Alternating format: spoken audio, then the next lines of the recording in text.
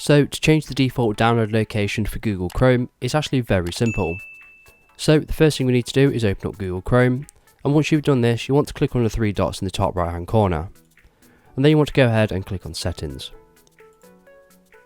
From here you want to scroll all the way down, and then you want to go ahead and click on Advanced, and then from here it should say Downloads, and you want to go ahead and click on this Change button. All you need to do now is select the folder you want all of your downloads to go to. So in this case, I'm going to select the desktop and click on Select Folder. Now if you want to choose a specific file every time you go to download something, you want to go ahead and check this box here. This way you're going to get a window that's going to pop up every time you download something, and it's going to ask you where you want to download it to.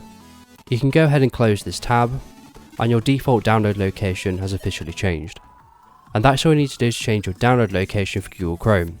So if this video was helpful, please leave a like and pass on to someone who may find it helpful as well. You can support this channel by donating to Ko-fi with a link below. Thank you for watching and have a good day.